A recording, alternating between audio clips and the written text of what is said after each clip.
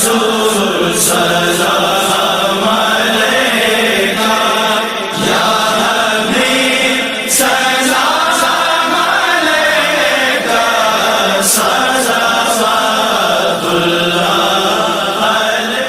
اللہ علیہ وآلہ وسلم کی زندگی تمام کائنات کے انسانوں کے لیے مشعل راہ ہے، اور آپ ایک رول ماڈل کے طور پر ہمارے سامنے آپ صلی اللہ علیہ وسلم کی زندگی ہے، جس کو دیکھ کر ہم اللہ تعالیٰ کی قربتیں حاصل کر سکتے ہیں۔ آپ کی زندگی کے تمام پہلو، خواہ وہ آپ کی خلوت کی زندگی ہے، آپ کی جلوت کی زندگی ہے، آپ گھر میں ہیں، سفر میں ہیں، جنگی معاملات میں ہیں، مسجد میں ہیں، آپ جہاں کہیں بھی زندگی میں تشریف فرما ہوئے، آپ کی زندگی کا ایک ایک لمحہ جو ہے وہ سنہری حروف کے ساتھ لکھا جا چکا ہے۔ اور صحابہ کرام قربان جائیں ان کی زندگیوں پر کہ جنہوں نے صرف آپ کی ظاہری زندگی کے احوال کو ہی نوٹ نہیں کیا، بلکہ آپ کی زبان مبارک سے نکلنے والا ایک ایک لفظ، آپ کا اٹھنے والا ایک ایک قدم، اور آپ کی ظاہری زندگی اور آپ کی باطنی زندگی کے جو احوال خود آپ صلی اللہ علیہ وسلم نے بیان فرمائے، وہ آج ہمارے سامنے احادیث مبارکہ کی صورت میں موجود ہے، جن کو پڑھ کر، جن کو ہم اپنا کر اپنی زندگیوں کو بہترین کر سکتے ہیں، خواہ وہ معاشی طور پر ہو، وہ سیاسی اعتبار سے ہو، وہ مذہبی اعتبار سے ہو، وہ سماجی اعتبار سے ہو، زندگی کے جس پہلو کو بھی دیکھیں، آپ صلی اللہ علیہ وسلم ہمارے لیے سامنے نمونہ کے طور پر موجود ہیں۔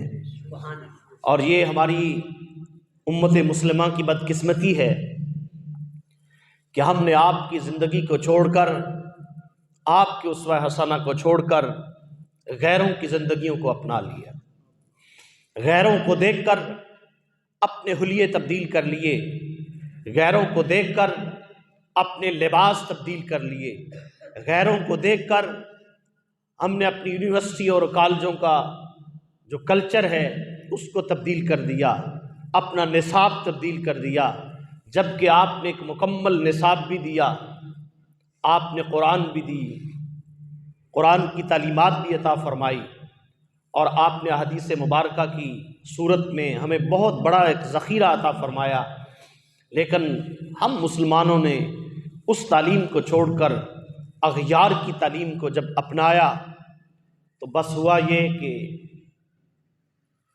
اقبال یہاں بولے ہیں کہ گنوا دی ہم نے جو اسلاف سے میراث پائی تھی، سریا سے زمیں پر آسمان ہم کو دے مارا۔ مقام ہمارا مقام سریا سے بھی بلند و بالا تھا، لیکن جب ہم نے اپنی اصل سیرت کو، اصل اپنے نصاب کو، رسول اللہ صلی اللہ علیہ وسلم کی زندگی کو پس پش ڈال کر اغیار کی طرف گئے تو آج امت مسلمہ زوال کا شکار ہے۔ آج کا موضوع بھی یہی ہے۔ دیکھیے کہ آپ نے اکثر یہ تجربہ کیا ہوگا، جب ہم دعا کے لیے ہاتھ اٹھاتے ہیں، جب ہم دعا کرتے ہیں تو ہم کہتے ہیں کہ پروردگار اسلام پر زندہ رکھ اور ایمان پر موت عطا فرما۔ ہم دعائیں تو ضرور کرتے ہیں، اور جب آپ نے یہ بھی تجربہ کیا ہوگا، خود ان مشاہدات سے آپ گزرے ہیں کہ جب بچہ پیدا ہوتا ہے تو ضرور اس کے دائیں کان میں ہم اذان کہلواتے ہیں، بائیں کان میں تکبیر کہلواتے ہیں، وہاں گلی محلے کے جو امام ہیں یا نیک آدمی ہیں اس سے یہ ادائیگی ہم کرواتے ہیں۔ اور اس کے علاوہ پھر جب وہی بندہ فوت ہوتا ہے تو فوت ہونے کے بعد وہی رسم، وہی رواج، وہی سنت اپنانے کی کوشش کرتے ہیں، وہی طریقہ اپنانے کی کوشش کرتے ہیں۔ اسی طرح پھر غسل بھی دیا جاتا ہے، کفن بھی دیا جاتا ہے، نماز جنازہ بھی ادا کی جاتی ہے، قبر میں تدفین بھی اسی انداز کے ساتھ کی جاتی ہے۔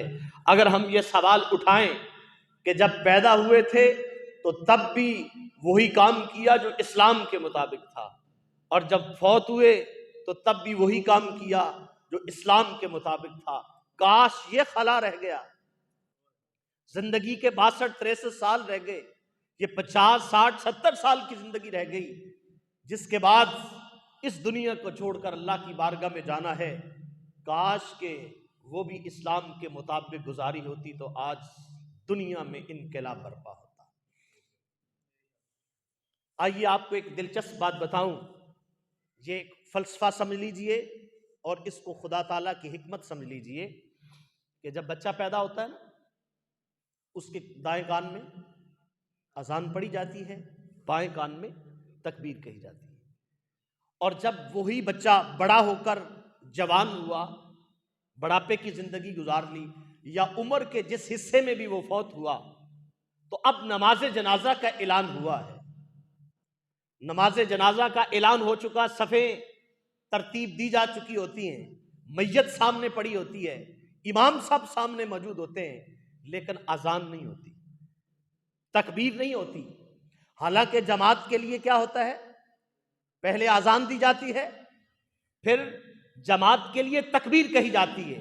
یہ اسلام کا فلسفہ سمجھیے، میرے پروردگار کی حکمت سمجھیے، اسلام کے اصول کو سمجھیے۔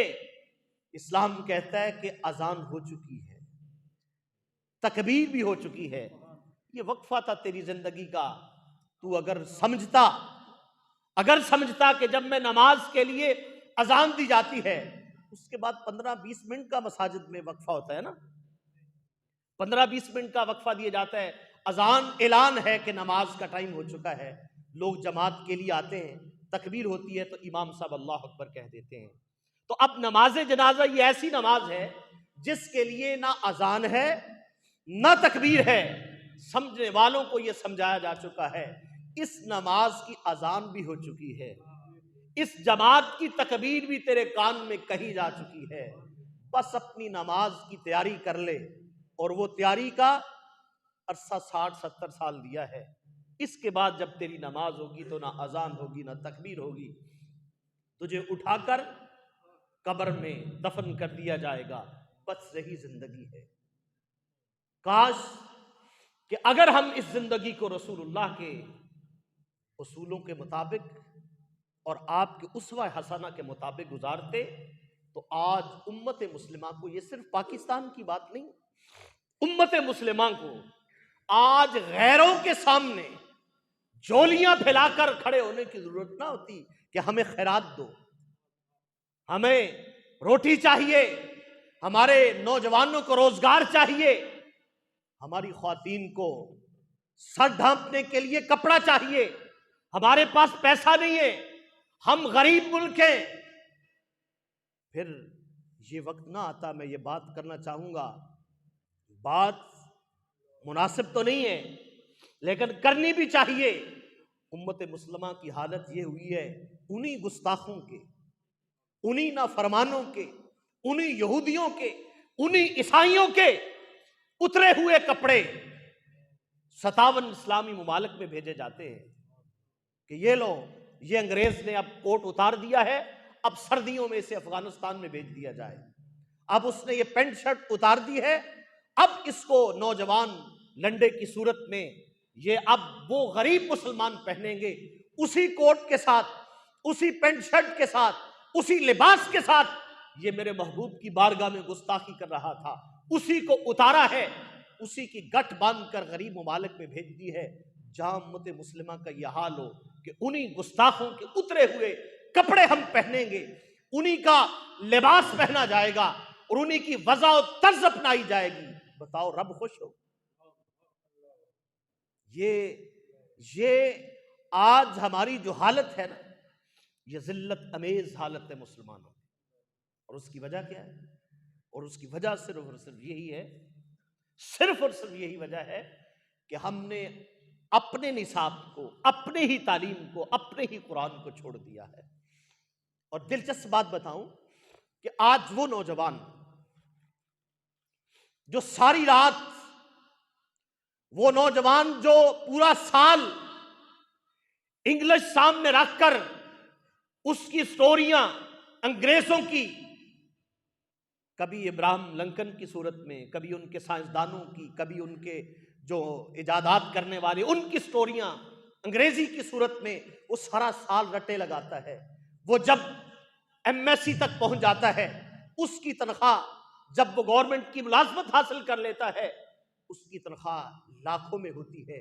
جب اپنا ہی مسلمان اپنے ہی قرآن کو، اللہ کے دستور کو، اللہ کے کلام کو وہ 2-2.5 سال کے اندر جب قرآن حفظ کر لیتا ہے، اس کے لیے گورنمنٹ کی طرف سے کوئی تنخواہ نہیں ہے. اس نے یہ وہ سٹوری یاد کی ہے، اس نے وہ قصے یاد کیے ہیں، اس نے وہ دستور یاد کیا ہے جو میرے رب کا دیا ہوا ہے. آج وہی 9 سال پڑھنے کے بعد، جب شہادت العالمیہ اور دورہ حدیث کرنے کے بعد آپ کے ہی اس قوم کا عالم دین بن کے آتا ہے، جب وہ مسجد کے منبر پہ بیٹھتا ہے، اس کی تنخواہ 8 سے 10 ہزار، 10 سے 12 ہزار، حد 15 ہزار سے 20 ہزار تک ان کو تنخواہیں دی جاتی ہیں. جس نے انگریزوں کو یاد کیا تھا، جس نے غیروں کو یاد کیا، ان کو لاکھوں میں تنخواہ دی جاتی ہے. یہ وہ ظلم ہے، یہ وہ اتنا بڑا ظلم ہے جس کی طرف ہم لوگوں نے کبھی یہ توجہ نہیں دی. جب اللہ کے دستور کو ہلکا سمجھا جائے اور غیروں کے دستور کو اعلیٰ سمجھا جائے، پھر حالتیں تو ایسی ہونی ہیں. کیا یہ باتیں آپ سمجھ رہے ہیں؟ یہ باتیں درست ہے کہ نہیں؟ اگر ایک گورنمنٹ ٹیچر ہے، اس نے کیا تعلیم کی ہے؟ اس نے ایف اے کر لی ہے، بی اے کر لی، بی ایس سی کر لی، ایم ایس سی کر لی. اس کی تنخواہ 30,000 32,000 سے سٹارٹ ہو رہی. ایک نے میڈیکل محکمے گیا، اس کی تنخواہ 1 لاکھ سے سٹارٹ ہو رہی. انجینئر ہے، 60,000 سے سٹارٹ ہو رہی ہے. پروفیسر ہے، ان کی تنخواہیں 70-80 ہزار سے سٹارٹ ہو رہی ہے. اور جب وہ پینشن لیتا ہے تو پھر لاکھوں میں، کروڑوں میں اس کو پینشن ملتی ہے. لیکن بات یاد رکھیے، میں آپ کو بڑی دلچسپی یہ بات کروں، علماء کو دیکھیے، کبھی بھی آپ مذہبی معاملات میں ان مذہبی لیڈروں کی بات نہیں کرتا جو صرف اور اپنے ذات کے گرد گھومتے ہیں. ہم جب مذہبی لیڈروں کا نام لیتے ہیں تو اس سے مراد وہ لوگ ہوتے ہیں جو اپنی ذات کے لیے کام نہیں کرتے، جو دین اسلام کے لیے کام کرتے ہیں، جو رسول اللہ کی ناموس کے لیے، ان کی عزت کے لیے، دین اسلام کی سربلندی کے لیے کام کرتے ہیں. تو پھر میرے پروردگار کا تو دستور یہی ہے کہ جب کوئی دین کے لیے آگے بڑھتا ہے، دین کا کام کرتا ہے، تو اللہ پھر کسی چیز کی کمی نہیں چھوڑتا. یقین جانیے، وہ نہ پیسے کی کمی چھوڑتا ہے، نہ عزت اس کی کم ہوتی ہے، اور نہ ہی اس کے علاوہ. اور علامہ خادم سے رضوی رحمۃ اللہ علیہ، آپ 3 باتیں کہا کرتے تھے، سماعت فرمائیں گے توجہ سے. آپ فرماتے تھے کہ دین کبھی کسی بندے کا ادھار نہیں رکھتا، اور یقیناً یہ ہم نے تجربہ کیا ہے، آپ بھی کبھی اس پریکٹیکل سے گزرے. دین کبھی ادھار نہیں رکھتا. اگر آپ نے مسجد کو پیسہ دیا ہے تو اللہ نے وعدہ فرمایا ہے کہ 1 دو گے تو میں 70 دوں گا، اور وہ 70 ملتے ہیں. 10 دو گے تو 7 گنا سے بھی زیادہ ملے گا. یہ رب کا وعدہ ہے اور وہ دیتا ہے. اللہ کی راہ میں خرچ کرو گے. اگر پیسہ خرچ کیا تو وہ بھی اللہ دنیا میں دیتا ہے، اور اگر جسمانی اعتبار سے اسلام کی خدمت کی ہے تو وہ بھی ادھار نہیں رکھتا. جب حضرت سیدنا بلال کعبے کی چھت پہ چڑھے نا، تو سرداران قریش کی نیچے چیخیں نکل گئی.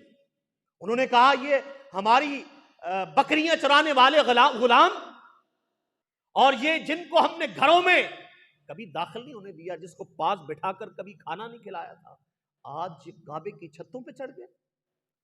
جب یہ بات میرے آقا تک پہنچی تو میرے آقا نے فرمایا جو دین کے لیے مارے کھاتا ہے رب ایسے ہی اٹھاتا ہے، رب پھر اسے ایسے ہی عزت دیتا ہے. اب وہ بلال، سیدنا بلال جو کوئلوں پہ لیٹ کر عہد کی آواز دیتے رہے، جو اپنے محبوب کا نام، اور کہا کہ امیہ نے کہ بلال ابھی بھی چھوڑ دے، تیری جان بخش دی جائے گی. آپ نے فرمایا کہ یہ جان کیا کرنی ہے، ایسی ہزاروں جانیں محمد کے قدموں پہ قربان نہ کر دے. تو اب وہ جنہوں نے اسلام کے لیے مارے کھائی تھی، تو اسلام نے ان کو کیا کیا؟ کعبے کی چھت پہ چڑھا دیا. اور بابا جی فرمایا کرتے تھے اگر اسلام کسی کا ادھار نہیں رکھتا، کبھی تجربہ کر لے آپ، یہ کوئی ضروری نہیں ہے کہ یہ مذہبی لوگ، آپ کسی حوالے سے بھی کسی مدرسے کی خدمت کیجئے، کسی مسجد کی خدمت کیجئے، یا دین اسلام میں رفاع عامہ میں جو رسول اللہ نے کام کیے ہیں وہ کام کر کے دیکھیے، اسلام کبھی ادھار نہیں رکھے گا، اسلام نقد سودا عطا فرمائے گا، اسلام نقد سودا دیتا ہے۔ اور پھر دوسری بات یہ ہے کہ میرا پروردگار، اس کا دستور اور رسول یہ ہے کہ جو دین کے لیے کام کرتا ہے رب اس کا نام بھی نہیں مٹنے دیتا، اس کا نام بھی نہیں مٹنے دیتا۔ وقتی طور پر یہ محسوس ہوتا ہے کہ فتح کے ڈنکے بج رہے ہیں، وقتی طور پر ان یزیدیوں نے کہا کہ ہم نے امام حسین کو شہید کر دیا، لیکن آج کبھی دیکھا ہے کہ کوئی اپنے بچے کا نام یزید رکھنے کے لیے تیار ہے؟ کبھی بھی کوئی یزید نہیں رکھے گا، کوئی غلام حسین رکھتا ہے، کوئی محمد حسین رکھتا ہے، کوئی علی حسنین رکھتا ہے، تو نام بھی ان پہ ہوتے ہیں جو محمد کے غلام ہوتے ہیں۔ تو آج بھی امام حسین کا نام زندہ ہے، اگر قربانی دی ہے تو تا قیامت تک نام امام حسین کا زندہ ہے، یہ حسینی کردار ہے نا۔ تو سامعین کرام، یہ جو اسوہ حسنہ ہے، اسی نے کیا کرنا ہے؟ اسی نے دولت دینی ہے، اسی نے عزت دینی ہے، اسی نے شہرت دینی ہے، اور یہی وہ مقام ہے کہ جس سے انسان کو عروج اور بلندیاں ملتی ہیں۔ بس ہم تو ہماری عوام، ہمارے حکمران اس اعتبار سے ہم پھنس چکے ہیں، ہم سمجھتے ہیں کہ ان کے بغیر ہمارا گزارا نہیں ہے، ان ممالک کے بغیر ہم چل نہیں سکتے۔ کاش کہ اگر توکل میرے پروردگار کی ذات پہ ہوتا، کہ جو سب سے بڑی سپر پاور طاقت ہے۔ اور آپ کو دلچسپ واقعہ سناؤں، حضرت سیدنا عبد المطلب آپ صلی اللہ علیہ وسلم کی ولادت سے 50 دن پہلے کا واقعہ ہے، جسے واقعہ فیل کہتے ہیں۔ بادشاہ ابرا جب ہاتھیوں کا لشکر لے کر آیا تو اس نے پڑاؤ کیا، تو رات کو اپنے بندے بھیجے جو مکہ والوں کے بکریاں اونٹ چوری کر کے لے گئے اور مال چھین کر لے گئے۔ تو چونکہ اس وقت سردار آپ صلی اللہ علیہ وسلم کے دادا جان تھے، تو سو وہ ایک وفد کی صورت میں حضرت سیدنا عبد المطلب بادشاہ ابرا کے پاس گئے۔ تو آپ کی جو جسمانی طاقت تھی نا، اور آپ کی جو خوبصورتی تھی، وہ چونکہ اپنے تخت پہ بیٹھا تھا بادشاہ، جو ہی آپ سامنے گئے تو وہ آپ کے جلال اور جمال کو دیکھ کر بے ساختہ کھڑا ہو، وہ حیران ہو گیا کہ یہ کون سی شخصیت ہے۔ آپ نے اپنا تعارف کروایا، تو آپ نے تعارف کروانے کے بعد کہا، آپ نے فرمایا کہ رات کچھ آپ کے آدمی ہمارے ہاں اونٹ اور بکریاں چھین کر لے ہیں ہماری رعایا سے، تو میں چونکہ مکے کا سردار ہوں تو میری یہ ذمہ داری ہے کہ میں آپ سے یہ مطالبہ کروں کہ ہمارا مال سارا واپس کیا جائے۔ اس بادشاہ نے کہا کہ میں تو سمجھتا تھا کہ آپ مکے کے بڑے سردار ہیں، دانشور آدمی ہیں، تو آپ نے بات کر کے اپنی میرے ہاں عزت کو کم کر دیا۔ آپ نے فرمایا کیسے؟ اس نے کہا میں تمہارا کعبہ گرانے کے لیے آیا ہوں، تو کعبے کے سامنے مال کی کیا حیثیت ہوتی ہے؟ تم نے اپنے کعبے کی بات نہیں کی، تم نے اپنے مال کی بات کی ہے، ایسا بھی ہوتا ہے؟ آپ نے فرمایا چونکہ بکریوں اور اونٹوں کا مالک میں ہوں، اس لیے میں نے ان کی بات کی ہے، جو گھر تو گرانے کے لیے اس کا مالک وہ ہے۔ توکل دیکھیے، فرمایا کہ اس کا مالک چونکہ وہ ہے، اب تو جو ٹکر لینے آیا ہے نا، تو جو کعبہ گرانے آیا ہے، وہ بڑی سپر پاور طاقت ہے، تو جانے میرا پروردگار جانے۔ میں نے تو اس لیے اس کی بات کی ہے۔ بہرحال آپ جب واپس آئے تو آپ نے کعبے میں آ کر اعلان کر دیا، آپ نے فرمایا لوگوں، خانہ کعبہ کو گرانے کا، اس کا کعبہ کو گرانے کا پروگرام ہے بادشاہ ابرا کا، تم اپنے گھر بار چھوڑ کر پہاڑوں میں پناہ لے لو۔ لوگ پہاڑوں میں چلے گئے، اور جب وہ تھوڑی دیر کے بعد آگے بڑھا تو رب نے فرمایا الم تر کیف فعل ربک باصحاب الفیل۔ اور یہاں دلچسپ اسلوب یہ ہے کہ یہ آقا کی ولادت کے کتنے دن پہلے؟ 50 دن پہلے کا واقعہ ہے۔ تو رب جب مخاطب ہوا نا اپنے محبوب سے، تو رب نے یہ نہیں فرمایا کہ محبوب ہم نے یہ بھی کیا تھا، آپ بظاہر دنیا میں موجود نہیں تھے۔ رب نے یہ نہیں فرمایا، رب نے فرمایا الم تر کیف فعل ربک باصحاب الفیل۔ محبوب دیکھا تھا نا وہ منظر جو ہم نے کعبے والوں، جو بادشاہ ابرا کے ساتھ ہاتھی والوں کے ساتھ کیا تھا، وہ منظر دیکھا تھا؟ اس کا مطلب یہ ہے کہ وہ محبوب ظاہری دنیا میں ہو یا محبوب اس دنیا سے پہلی دنیا میں ہو، عالم ارواح کی دنیا میں ہو، نبی وہ ہوتا ہے جو ہر وقت دیکھتا ہے۔ میں علم ترى کیف فعل، محبوب دیکھا تھا کہ وہ منظر کیسا، ہم نے ہاتھی والوں کے ساتھ کیا کیا۔